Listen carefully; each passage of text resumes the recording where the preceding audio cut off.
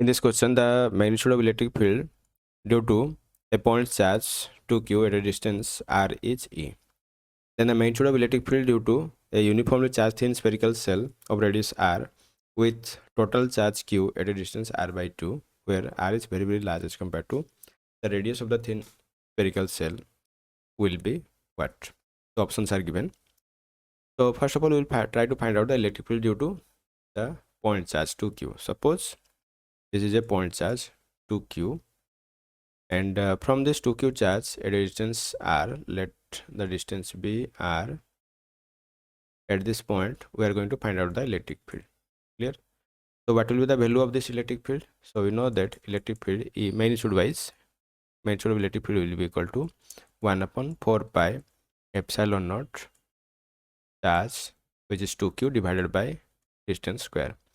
So it can be written as k into 2q divided by r square, or this electric field will be equal to 2kq divided by r square. Next, now what we'll be doing, we'll try to find out the magnitude of electric field due to uniformly charged thin spherical cell. Clear? So let us consider a uniformly charged thin spherical cell, which is over here. Already we have drawn the figure, whose radius is r. Clear? So at a distance r means we'll take this distance here taken is r. Clear? So similar means here it is asked to find out, यहाँ पे ये बोला गया है कि जो electric field हमें यहाँ पे निकालना है, ये जो स्पेरिकल सेल है r/2 डिस्टेंस पर हमें इलेक्ट्रिक फील्ड निकालना है. ठीक है, so just assume we'll take r/2 distance, so approximately we'll be taking that r/2 distance. So let the distance be r/2 is something like this over here, this one. Clear? So if it is the case, then how to find out the electric field at this distance, which is taken as r/2? So for that, what we'll be doing, we'll try to construct a Gaussian surface. Gaussian surface of what radius? Gaussian surface of radius, let it be like this. So this is the Gaussian surface of radius r/2. Clear? So if this is the Gaussian surface of radius r/2, now what we'll do, in order to find out the electric field outside the given charged body, we'll apply Gauss theorem. So what Gauss theorem says? Closed surface integral E bar dot ds bar equal to charge enclosed divided by epsilon naught. So this can be written as E ds cos theta. So what will be the value of theta? So here what we'll do, we'll take an elementary surface ds. What is the direction of this elementary surface? ds will be outward. Clear? And second thing, this is a uniformly charged thin spherical cell which is present inside. So the direction of electric field due to this given body will be outward. So both are in same direction, so theta will be 0 degrees. So we will put theta 0 over here. Closed surface integral V bar dot ds, that will be equal to charge enclosed divided by epsilon naught. Cos 0 is 1, so finally it will be EDS. And as this is a uniformly charged body, so electric field will be out, electric field can be taken outside. तो electric field को अगर हम बाहर ले जाएंगे, so it will be E closed surface integral ds equal to charge enclose. कितना charge enclose कर रहा है? So this is the Gaussian surface. तो ये गॉसियन सरफेस यहाँ पे है.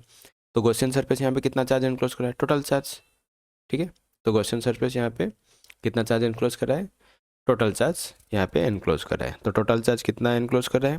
तो मान लेते हैं कि टोटल चार्ज यहाँ पे q है divided by epsilon naught. Okay, तो what is the surface integral of this ds? तो ये जो गॉसियन सरफेस यहाँ पे जो कि एक स्फीयर है, ठीक है, तो इसका सरफेस एरिया का फॉर्मूला क्या है? सरफेस एरिया का फॉर्मूला है 4πr².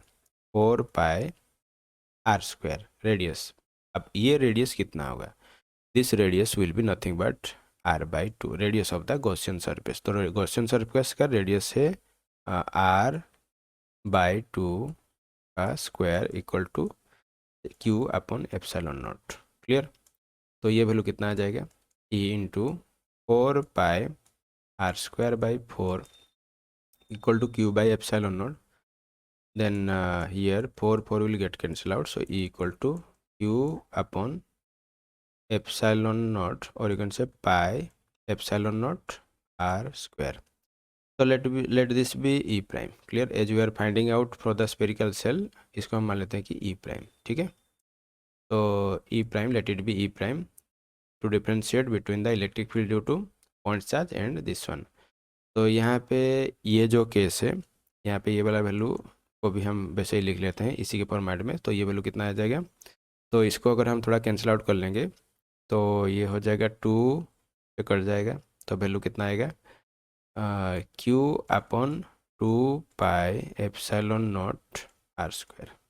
क्लियर। तो electric field due to point charge के वजह से इलेक्ट्रिक फील्ड कितना आया, q upon 2 pi epsilon naught r²। And electric field due to spherical shell कितना आ गया, q upon pi epsilon naught r²। Clear. तो इन दोनों के बीच में बेसिकली हमें यहाँ पे क्या पूछा गया है, देखो।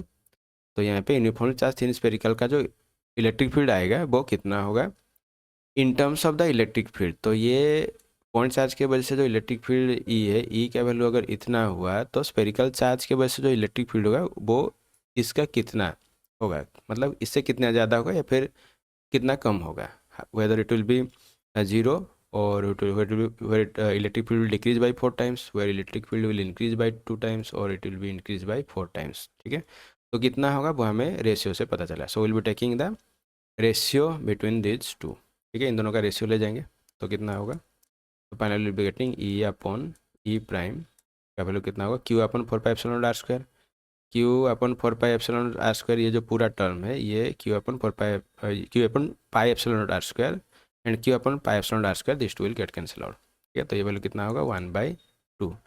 सो फाइनली ई प्राइम का वैल्यू हमें निकालना है। So will do the cross multiplication, तो twice of E equal to E prime, और finally we can write this one as, इसको हम लिख सकते हैं E prime electric field due to the spherical shell will be twice of the electric field due to the point charge.